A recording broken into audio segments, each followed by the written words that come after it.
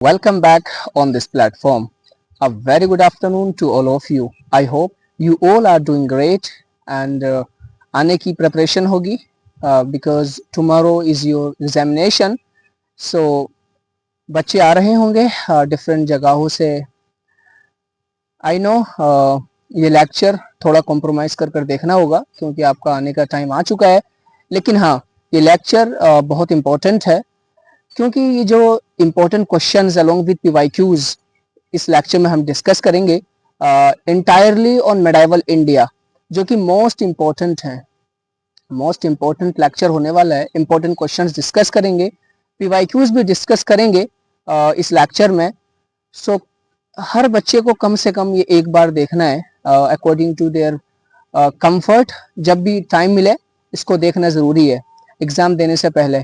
और आपका वेलकम है एंड अच्छे से आइए और पॉजिटिव रहिए. घबराना नहीं है, आराम से आना है. कल आपका एग्ज़ाम है, एग्ज़ाम लिख के चिल मारना है.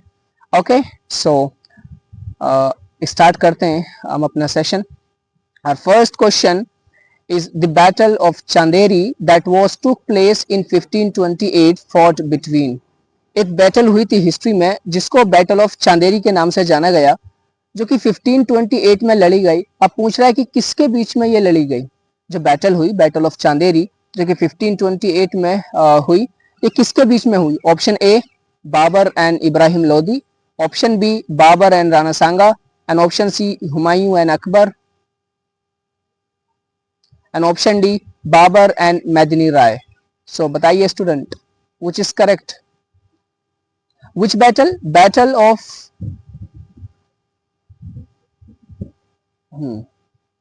the Battle of चांदेरी, जो कि 1528 में होती है. सो ये किसके बीच में हुई, क्वेश्चन ये बोल रहा है. So option D is correct here. मेदिनी राय को याद रखना है. फर्स्ट बैटल होती है जो बाबर की होती है 1527 में, जिसको बैटल ऑफ पानीपत कहा जाता है, जो इब्राहिम लोदी से होती है. And immediately after 1 year second battle होती है जिसको बैटल ऑफ चांदेरी के नाम से जाना गया, जो कि मेदिनी रॉय से होती है और मेदिनी राय को ये हरा देते हैं.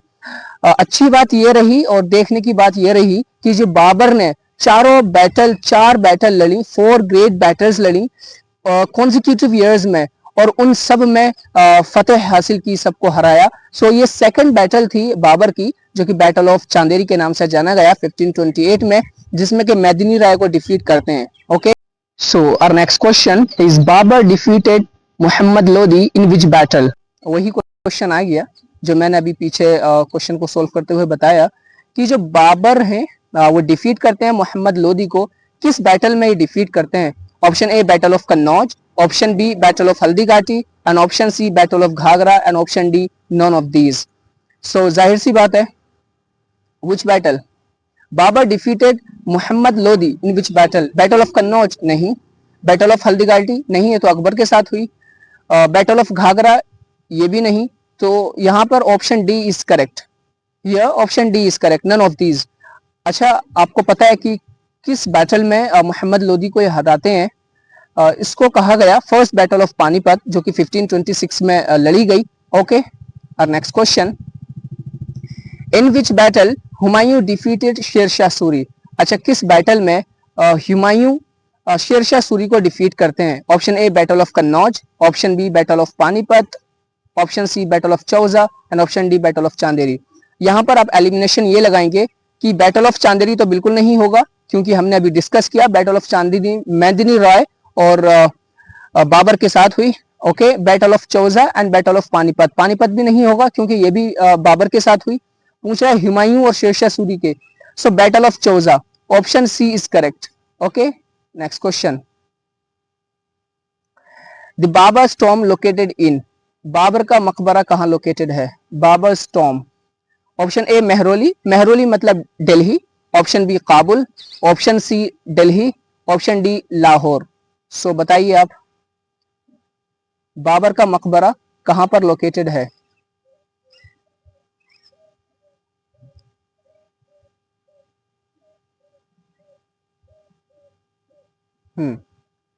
Option A Mehrauli, option B Kabul, option C Delhi, option D Lahore. So Kabul यानी बी. ये गलत, ये गलत, ये गलत। Okay, Kabul is the right answer. Next question, the famous technique Tulughma adopted by win, adopted to win war. Next question, question number 5, the famous technique तुगलुमा, एक technique है तुगलमा। ये एक पॉलिसी नहीं कहेंगे, ये एक टेक्निक थी जो कि एक रूलर ने अपनाई, किस लिए? टू विन वॉर, जंग जीतने के लिए, टू विन बैटल। एक पॉलिसी थी, सॉरी एक टेक्निक थी, एक सिस्टम था जिसको तुगलमा कहा गया। अच्छा, इसके तहत क्या होता था, जितने भी आर्मीज, जितने भी मेंबर्स हैं, यानी जो लड़ने वाले हैं, वो इस तरीके से अपोजिशन को घेरते थे, वो अपना एक सर्कल बना लेते थे, एक गिरोह बना लेते थे, और बीच में जो ओपोनेंट पार्टी है उसको रखते थे, और इस तरीके से उसको हरा देते थे बाय लॉस देयर कॉन्फिडेंस। सो ये तुगलुमा एक सिस्टम रहा, तुगलुमा एक टेक्निक रही। ये किसने यूज की? अपने दौरे रेन में, अपने रूल में किसने जंग जीतने के लिए ये तुगलुमा पॉलिसी को अपनाया, टेक्निक को अपनाया? Option A Humayun, option B Akbar, option C Babur, option D Jahangir. So Jahangir तो नहीं होगा, अकबर भी नहीं होगा, हुमायूं भी नहीं। अच्छा, बाबर ने ये काम किया। बाबर बड़ा ही सक्सेसर माना जाता है, क्योंकि इसने अपने दौर में जितनी भी जंगें लड़ी, और ऐसा नहीं कि एक ज्यादा टाइम गैप के बाद लड़ी, कॉन्जिक्यूटिव ईयर में, एक साल के बाद दूसरी जंग लड़ी, दूसरी के बाद तीसरी लड़ी, एक साल बाद। सो उसके पीछे का क्या राज रहा, क्यों यह हर बैटल जीतता था? सो उसका राज यही था, ये एक नई टेक्निक को फाउंड किया, एक नई टेक्निक लाई, जिसकी वजह से ये हर वॉर जीतता था, जिसको तुगलुमा टेक्निक कहा गया। इसके तहत क्या होता था, जितने भी लड़ने वाले, यानी जो फाइटर्स होते थे, जो आर्मीज होती थी, वो एक सर्कल के रूप में खड़े हो जाती थी, और अपोनेंट पार्टी को बीच में घेर लिया करती थी, और उसी तरीके से उसको हरा देती थी। सो ये ऑप्शन सी इज करेक्ट, यानी बाबर ने ये टेक्निक को यूज किया अपने वॉर में। Okay, next question, Humayun dead when he was, Humayun का इंतकाल हो जाता है कब? वो क्या कर रहे थे जब हुमायूं का इंतकाल होता है? Option A playing polo, option B climbing down of stairs of his library, and option C indulge in work of his office, and option D playing horse riding. Option कह रहा है हुमायूं का इंतकाल कब होता है, क्वेश्चन कह रहा है। सो ऑप्शन ए जब वो पोलो खेल रहे थे, ऑप्शन बी जब वो अपनी लाइब्रेरी से, अपने स्टेयर से, लाइब्रेरी की स्टेयर से यानी सीढ़ियों से नीचे उतर रहे थे, ऑप्शन सी अपने काम में थे, ऑप्शन डी जब वो हॉर्स राइडिंग कर रहे थे। सो प्लेइंग पोलो तो नहीं होगा, क्योंकि हमने ये लास्ट लेक्चर में डिस्कस किया था कि कैसे किसका इंतकाल होता है पोलो खेलते हुए। एंड ऑप्शन सी अपने काम में मौजूद थे, ऐसा नहीं था, एंड ना ही हॉर्स राइडिंग कर रहे थे। हाँ, असर का वक्त था, सो हुमायूं आते हैं अपने घर की लाइब्रेरी से उतरते हुए नमाज अदा करने के लिए। एक तो उनकी उम्र का तकाजा था, उम्र हो चुकी थी, और उनकी तबीयत आलील रहती थी।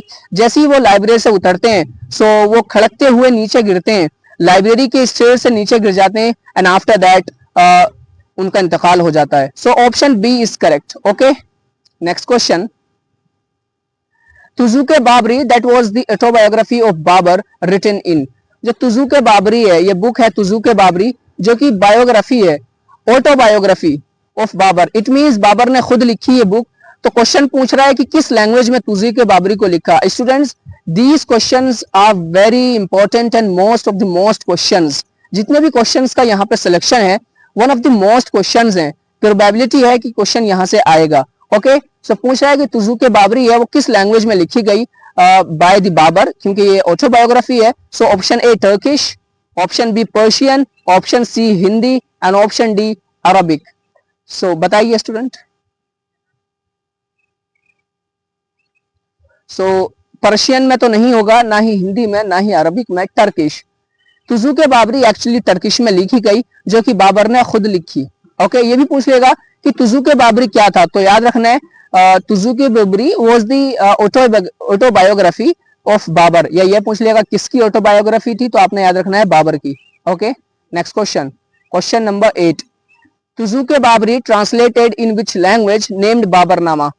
लेटर ऑन तुजुक बाबरी को ट्रांसलेट किया गया किस लैंग्वेज में, जिसका नाम रखा बाबरनामा।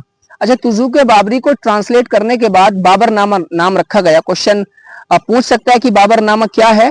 असल में वो तुजुक बाबरी थी, जो कि ऑटोबायोग्राफी है, बाबर की, लेकिन वो किस लैंग्वेज में लिखी गई, उसके बाद उसका नाम बाबरनामा पड़ा। Option A Arabic, option B Persian, option C Urdu and option D Turkish. So Turkish यहाँ पर नहीं होगा क्योंकि टर्किश में तुजू के बाबरी है, ना कि इसका ट्रांसलेशन। जो इसका ट्रांसलेशन हुआ बच्चों वो पर्शियन में किया गया, पर्शियन में इसका ट्रांसलेशन किया गया और उसको बाबरनामा जाना गया। अब पूछ सकते हैं जो बाबरनामा है किस लैंग्वेज में, पर्शियन। क्वेश्चन कैसे भी घुमा कर पूछ सकते हैं, यहां से 3 क्वेश्चन बनने की प्रोबेबिलिटी है। ओके, याद ये रखना है, अपना माइंड यूज करना है, ठीक है, रट के नहीं जाना है, माइंड यूज करना है कि मैंने क्या क्या इसमें बताया है। 3 क्वेश्चन बन सकते हैं। Okay, next question, question number 9, Humayunnama was written by, option A Gulbadan Begum, option B Amir Khusro, option C Mumtaz, option D Azizun Nisha.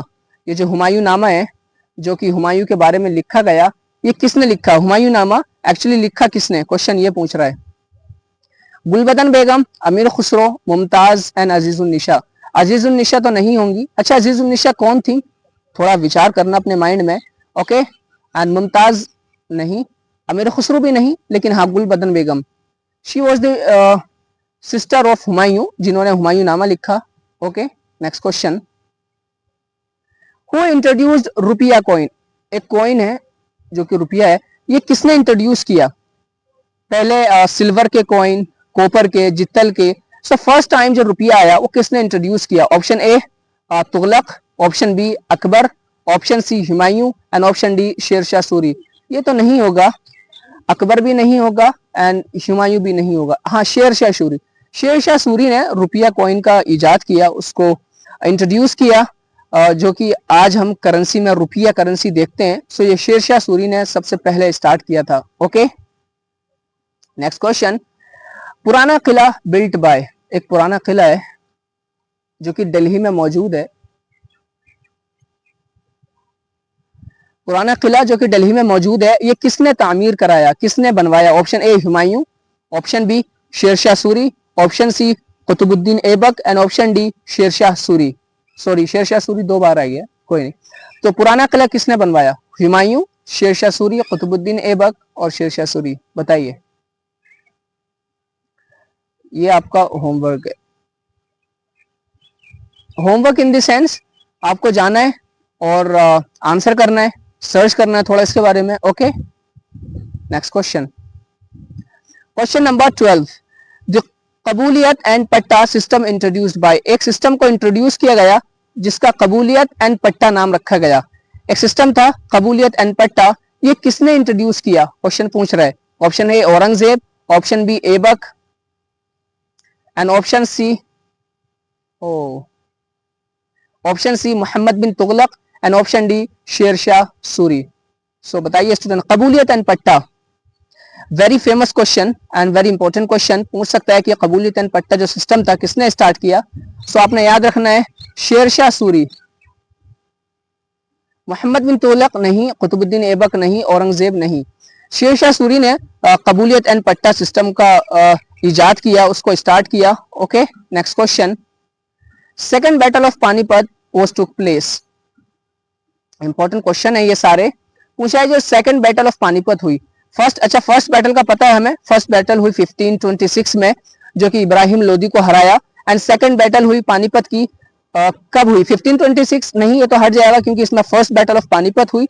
Second 1290 नहीं, ये तो कहीं से कहीं बाबर के टाइम पीरियड में डेट ही नहीं है, एंड 1540 ये भी नहीं, 1556 yes, 1556 second battle of Panipat होती है, जिसमें के ओके आपने याद रखना है 1556 सेकेंड बैटल ऑफ पानीपत हुई। Next question, the battle of Haldi घाटी was one by Akbar fought between, जो बैटल ऑफ हल्दी घाटी हुई, पूछ रहा है जो बैटल ऑफ हल्दी घाटी हुई जिसमें अकबर जीता, कौन जीता? ये भी पूछ सकता है कि who one the battle of Haldi घाटी, अकबर। अच्छा, किस किस में हुई ये पूछ रहा है, किस किस में ये जंग हुई battle of Haldi Ghati? Option A Hemu, option B Rana Pratap, option C Raja Mansingh and option D Ibrahim Lodi. यहाँ पर इब्राहिम लोदी तो आप सीधे हटाओगे क्योंकि इब्राहिम लोदी का तो काम खत्म हो गया था first battle of Panipat, it mean 1556 में, अब इनका कोई रोल नहीं रहा। लेकिन राजा मानसिंह ऐसा इनसे कोई बैटल नहीं हुई क्योंकि अकबर के कोर्ट में थे, अमिकेबल रिलेशनशिप था, ऐसा वॉर का कोई माहौल नहीं था, ये बिल्कुल बिल्कुल अगेंस्ट गलत है question. Answer option C is wrong. But option B Rana Pratap, Maharana Pratap से बैटल ऑफ हल्दी घाटी होती है अकबर की, हिमू नहीं, इसको तो सेकंड बैटल ऑफ पानीपत हुई। लेकिन जो बी ऑप्शन है राणा प्रताप से ही हल्दी घाटी का युद्ध हुआ, बैटल ऑफ हल्दी घाटी हुई, जिसमें राणा प्रताप को बहुत ही बुरी तरीके से हराता है और अपना रूल को, अपना एम्पायर को स्ट्रॉन्ग करता है। Okay, next question. The new religion Din Ilahi started by Akbar in which year? ये जो नया रिलीजन स्टार्ट किया जिसको दीन इलाही के नाम से जाना गया, जो कि अकबर ने स्टार्ट किया, सो वो किस ईयर में किया? इन विच ईयर? Option A 1556। 1556 से आपको कुछ याद आ रहा है? जो कि अभी बताया था 1526, इससे भी कुछ याद आएगा। 1581 एंड 1540। 1556 में सेकंड बैटल ऑफ पानीपत हुई, 1526 में फर्स्ट बैटल ऑफ पानीपत हुई, एंड 1540 नहीं होगा। अच्छा, यहाँ पे एक ऑप्शन एक और बन सकता है 1582। ये कोई कंफर्म डेट नहीं है, लेकिन हाँ 1580 के 82 के बीच में ये रिलीजन स्टार्ट करता है, दैट इज दीन इलाही। अगर ऑप्शन में 1582 आ जाए तो वो भी करेक्ट है। अगर ऑप्शन में 1580 या 81 कोई सा भी तीनों में से आ जाए, so all these are correct. Okay, perfect नहीं हो जाना है कि अगर 82 है बुक्स में, या जब मैं 82 बता रहा हूं तो वही होगा तभी लगाएंगे, नहीं। एमसीक्यू इसका मतलब होता है अप्रोक्सीमेट। जितनी भी आपको चीजें अप्रोक्सीमेशन में दिखेंगी वो मोस्ट अप्रोप्रिएटली वही आंसर्स होती हैं। सो यहां पर option C is correct. Okay, next question. Who was the founder of Mughal dynasty? Mughal dynasty का कौन फाउंडर था? Option A Mahmud Ghazni, option B Mohammad Ghori, option C Babur, option D Iltutmish. Who was the founder of Mughal dynasty? क्या पूछा? मुगल डायनेस्टी। सो मुगल में हमें पता है सबसे पहले बाबर, फिर हुमायूं, फिर अकबर, फिर जहांगीर, फिर शाहजहां, फिर औरंगजेब। जनरली औरंगजेब के बाद मुगल एम्पायर की खत्म मानते हैं, the end of Mughal empire after the death of Aurangzeb, that was in 1707। हालांकि औरंगजेब के बाद भी और भी रूलर आए, लेकिन उनका जो पीरियड रहा वो इतना इफेक्टिव नहीं रहा। सो इसलिए ये स्टार्ट होता है बाबर से और एंड होता है औरंगजेब पर। So Babur is the correct option here. Mahmud Ghazni ये तो बिल्कुल नहीं, Mughal empire sorry Mughal dynasty की शुरुआत नहीं हुई। हालांकि ये इस्लामिक रिलीजन में रूल लाए इंडिया में और स्लेव डायनेस्टी यानी दिल्ली सल्तनत का आगाज किया, लेकिन इनका मुगल डायनेस्टी से कोई लेना देना नहीं है। मोहम्मद गौरी ये भी नहीं, हाँ बाबर इल्तुतमिश भी नहीं, ये तो बात की बात है, लेकिन बाबर ने मुगल एम्पायर की स्टैब्लिशमेंट की, उसको स्टार्ट किया। Okay, next question. Name the last Mughal emperor in Delhi? Delhi में लास्ट मुगल एम्परर कौन था? अच्छा, अभी जो मैंने बात की औरंगजेब की, वो मुगल एम्पायर में जो इफेक्टिव रूलर में जब हम गिनते हैं तब उनको लास्ट गिना जाता है। लेकिन पूछा है जो लास्ट मुगल एम्पायर एम्परर रहे दिल्ली के अंदर वो कौन थे? Shah Mohammad second, Bahadur Shah Zafar, and option C Shah Alam second, and option D Farrukhsiyar. ये तो नहीं होगा, एंड शाह आलम सेकंड भी नहीं, मोहम्मद शाह भी नहीं, Bahadur Shah Zafar. Bahadur Shah Zafar actually was the strongest ruler in India. जैसे ही इनका इंतकाल होता है, पूरा जो मुगल डायनेस्टी है, इवन कि जितना भी रूल है जो दिल्ली में अब तक चला आ रहा था, सारा डिस्ट्रैक्ट हो जाता है और पूरा डिस्ट्रॉय हो जाता है और इनको नजरबंद कर दिया जाता है, जेल में कैद कर दिया जाता है। इस तरीके से इनका इंतकाल होता है। बहादुर शाह जफर को कैद किया, उसके बाद उनका इंतकाल होता है। तो पूछ रहा है कि मुगल एम्परर कौन था दिल्ली में last? So Bahadur Shah Zafar was the right answer, is the right answer. Okay, next question. Darashikoh, the eldest son of Shahjahan, translated 52 Upanishads under the title of। अच्छा, दाराशिको जो है वो उपनिषद का ट्रांसलेशन करता है कम से कम 52 उपनिषद का ट्रांसलेशन करता है। एग्जैक्ट नहीं है, लेकिन 50 के अबव इसको माना जाता है। 50 से ज्यादा ये उपनिषद का ट्रांसलेशन करता है दाराशिको। सो पूछ रहा है जो ट्रांसलेशन किया उसका फिर किस नाम से जाना गया, किस टाइटल के अंडर उसका ट्रांसलेशन किया, under which title? Option A Majmaul Bahrain, option B Sirrul Asrar. ये गलत है, ऑप्शन ही गलत है, एक्चुअली सिर्र अकबर होगा, not Asrar. Okay, so option B Sirr Akbar, option C Fawaidul Fawaid and option D Khairul Bayan. So खैरुल बयान रॉन्ग, फवाइदुल फवाइद रॉन्ग, मजमुउल बहरान ये भी नहीं. हाँ सिर्र अकबर, सिर्र अकबर ही वो वी कैन से कि ट्रांसलेशन है जो कि उपनिषद का ट्रांसलेशन है जो कि दाराशिको करता है. और दाराशिको किसका बेटा है आपको पता है, शाहजहां का एल्डेस्ट सन है दाराशिको. तो ये उपनिषद को ट्रांसलेट करता है जिसका नाम रखा गया Sirr Akbar. Okay next question. In which year Babur dead, Babur का इंतकाल किस सन में होता है? Option A 1530, option B 1430 and option C 1435 and option D 1535. So आपने याद रखना है जो बाबर का रहा टाइम पीरियड 1206 है. 1206 स्लेव डायनेस्टी की शुरुआत होती है, लेकिन ये नहीं, सॉरी 1526 से लेकर 1530 तक इनका टाइम पीरियड रहा. इट मींस 4 साल इन्होंने हुकूमत की. 1526 में ये थ्रोन एक्सटेंड करते हैं by the defeat of Ibrahim Lodi. फिर इनका 1530 में इंतकाल हो जाता है. सो ये 35 गलत, ऑप्शन सी भी गलत, ऑप्शन बी भी गलत. 1530 यानी 1530 is the correct answer here. Okay next question. Question number 20. When Akbar became ruler of India, Akbar ने इंडिया पर रूल कब स्टार्ट किया, यानी रूलर कब बना? सीधा पूछ रहा है कि इंडिया में अकबर रूलर कब बना. Option A 1554, option B 1555, option C 1556 and option D 1557. So बताइए student. When Akbar became ruler of India, so 1556 it means ये कब का वक्त है? ये वक्त है सेकेंड बैटल ऑफ पानीपत. जैसे ही सेकेंड बैटल ऑफ पानीपत होती है, वो विन करता है, उसको जीतता है, वहीं से फिर अकबर का शासन शुरू हो जाता है और वो इंडिया का एक ruler, strong and powerful ruler उभर जाता है. Okay so 1556 is right here. Next question. कॉलोनल rule in India first established in, जो कॉलोनल रूल एस्टैब्लिश हुआ इंडिया में, किस तरीके से हमने देखा कॉलोनल रूल एस्टैब्लिश हुआ, कैसे कॉलोनी के रूप में हमको रूल किया रूलर्स ने. सो पूछ रहा है कि सबसे पहले इसका इजाद कहाँ हुआ, सबसे पहले किस सिटी में कॉलोनल रूल आया. Option A Delhi, option B Bengal, option C Rajasthan and option D the Deccan. Deccan means southern part of India. So ये नहीं होगा, राजस्थान भी नहीं होगा एंड दिल्ली भी नहीं होगा. दिल्ली तो दिल्ली सल्तनत और मुगल एम्पायर की बात आती है जो कि वो लेटर ऑन की बात है. लेकिन बंगाल, बंगाल में कॉलोनल रूल स्टार्ट होता है. सो याद रखना है कौन सी सिटी है वो, बंगाल, जहां से कॉलोनल रूल स्टार्ट होता है. Okay student, these are very important questions. जितने भी यहाँ पे क्वेश्चंस करा रहा हूँ बहुत इंपॉर्टेंट हैं. अच्छे से इनको सुनिए और देखिए, कल को आपने एग्जाम लिखना है, अच्छे से सुनिए. ओके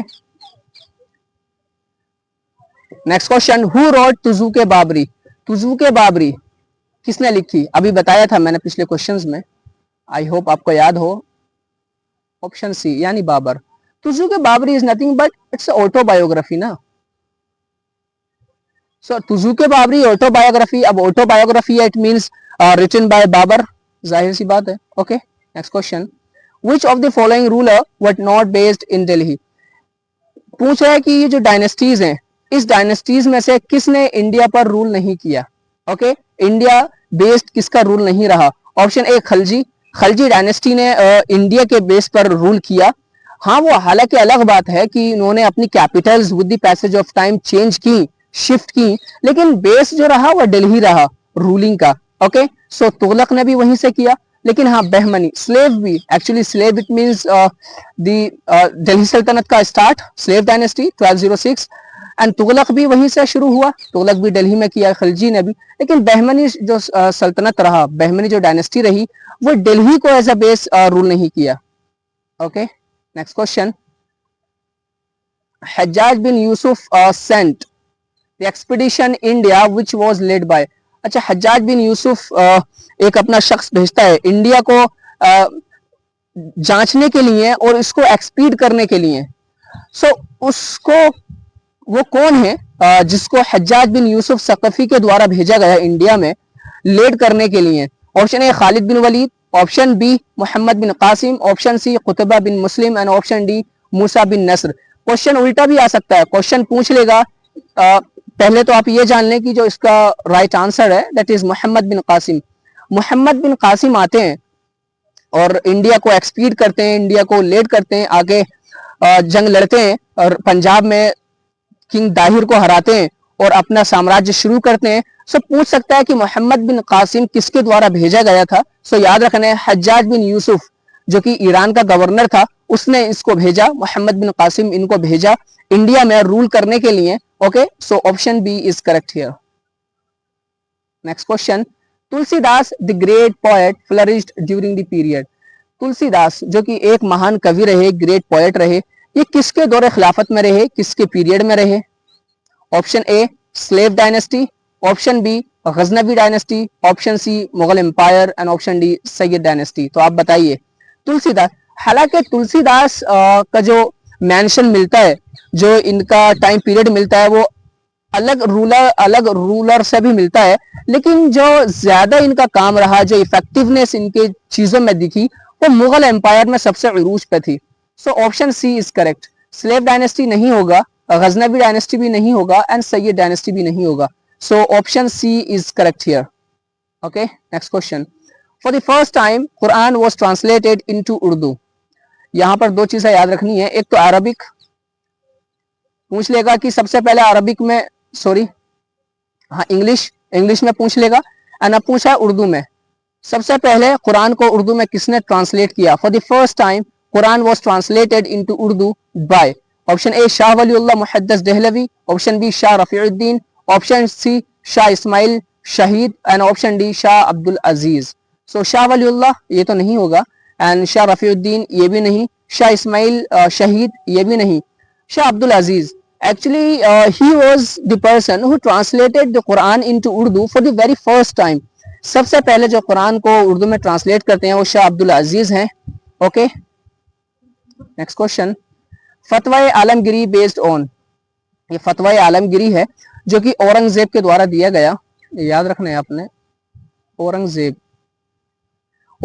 के द्वारा ये एक फतवा निकाला गया, एक पॉलिसी और we can say the rule and regulations that were took place under the rule of Aurangzeb. So किस लॉ पर ये बेस्ड था, एक्चुअली किस स्कूल ऑफ थॉट पर ये बेस्ड था, क्वेश्चन ये पूछ रहा है। सो ऑप्शन ए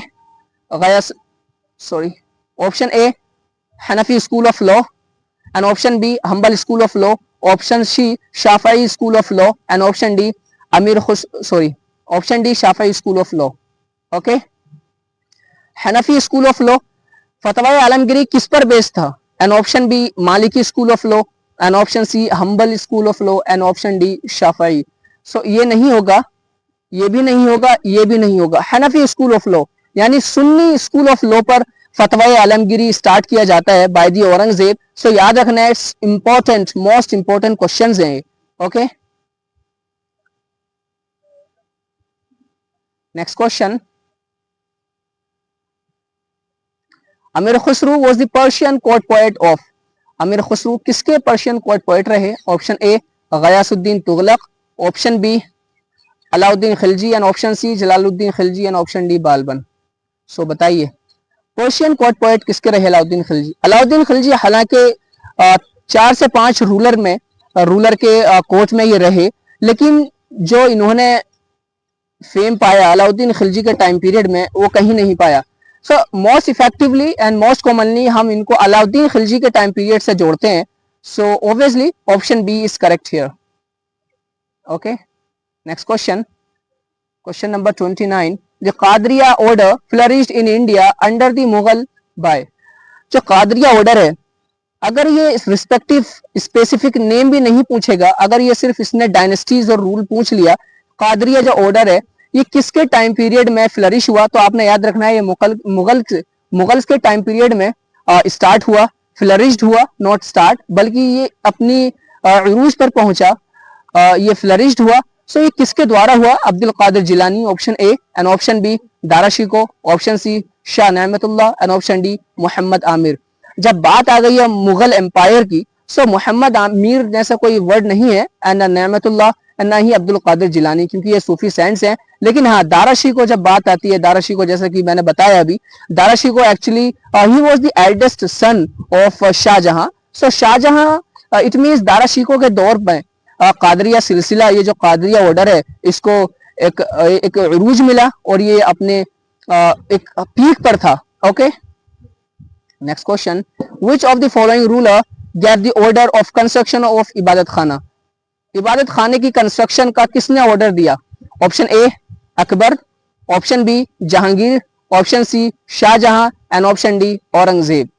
औरंगजेब तो नहीं होगा, ना ही शाहजहां होगा, जहांगीर भी नहीं होगा, अकबर। इबादत खाने से हम याद रखते हैं अकबर को। जैसे कि मैंने पहले कहा था, आप एक टर्म पकड़ लीजिए और उसका एक एपिक बनाकर याद रखिए। सो इबादत खाना अकबर ने एस्टैब्लिश करवाया था, जाहिर है ऑर्डर भी उन्हीं ने दिया होगा। ओके, नेक्स्ट क्वेश्चन, बुलंद दरवाजा कॉमेमोरेट्स अकबर्स कॉन्क्वेस्ट। इट मींस बुलंद दरवाजा जो बना वो किसकी याद में बनवाया? किसकी बोल रहा है कि कॉमेमोरेट्स अकबर्स कॉन्क्वेस्ट ऑफ, किस जीत की याद में बुलंद दरवाजे की तामीर की गई?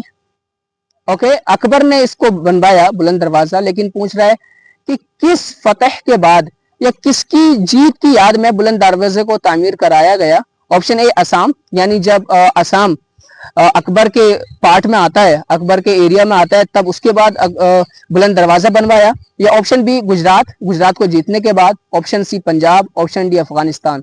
सो here option B is correct. It means Gujarat को जीतने के बाद बुलंद दरवाजे का कंस्ट्रक्शन स्टार्ट होता है, जो कि अकबर ने करवाया, जो कि फतेहपुर सीकरी में हुआ। ये भी याद रखना है, यहाँ से 2 से 3 क्वेश्चन बन सकते हैं।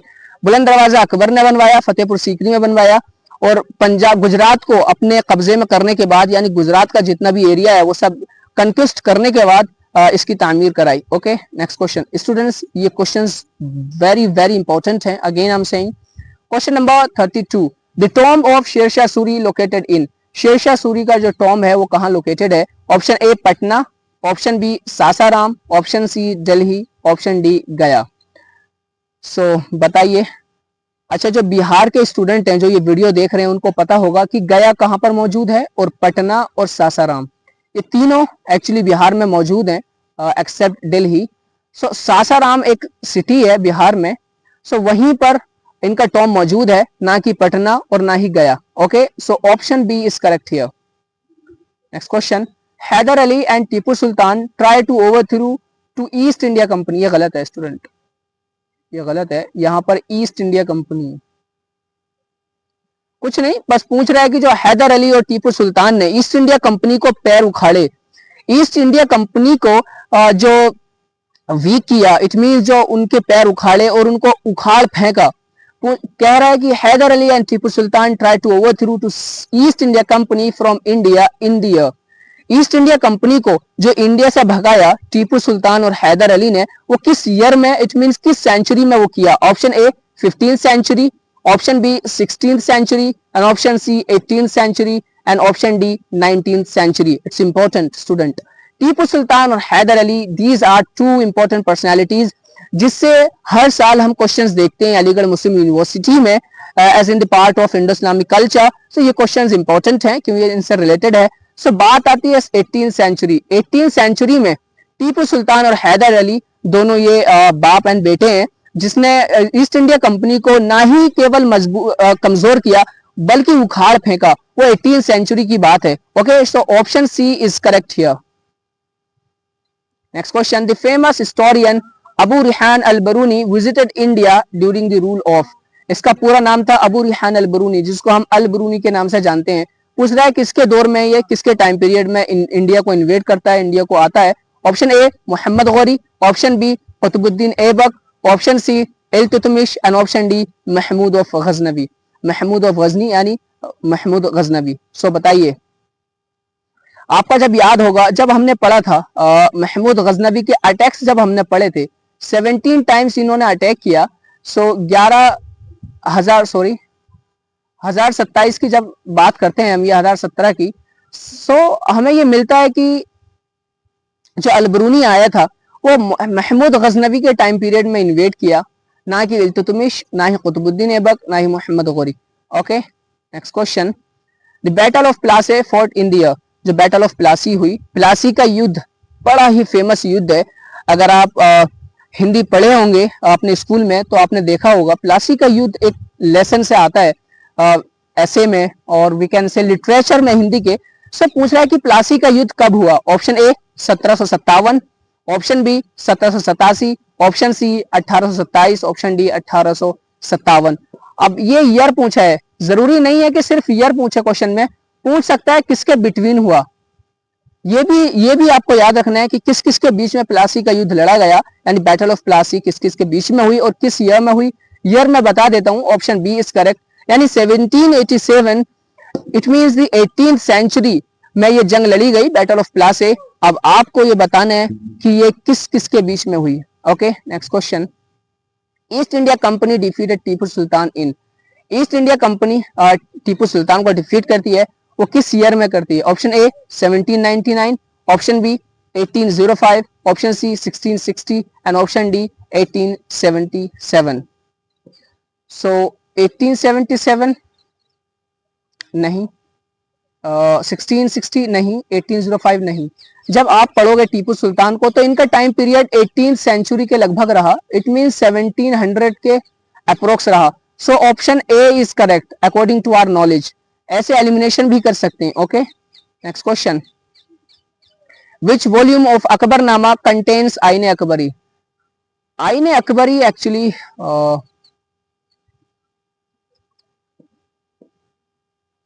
अकबरनामा का एक वॉल्यूम का एक लेसन है, आईने अकबरी एक चैप्टर है, पूरी बुक नहीं है, हालांकि ये बुक शुमार की जाती है लेकिन ये एक वॉल्यूम में से है। तो पूछ रहा है ये जो आईने अकबरी का जो चैप्टर है वो किस वॉल्यूम में मौजूद है अकबरनामा के। Option A first, option B second and option C third and option D fourth. So बताइए स्टूडेंट, ये तो पूरा हो गया आज। सो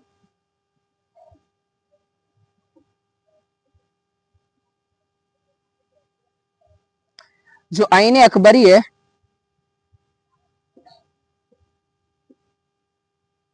वो थर्ड वॉल्यूम। सो आईने अकबरी एक अकबरनामा का एक चैप्टर रहा जो कि थर्ड वॉल्यूम में मौजूद है। सो आई होप आपने सेशन को एंजॉय किया होगा एंड क्वेश्चंस एक्चुअली बहुत इंपॉर्टेंट हैं, आप इसको छोड़ नहीं सकते। एटलीस्ट एक बार तो इन्हें देखिए और ज़हीन नशीन कर लीजिए, अच्छे से इन पर पकड़ बना लीजिए। These are most important questions that can be seen in your examination. And आपका कल एग्जाम है, अच्छे से आइए, अपनी हेल्थ को अच्छे से रखिए, कुछ भी उल्टा सीधा ना खाइए, be positive, be confident. Okay, इंशाल्लाह ताला यू विल बी सिलेक्टेड।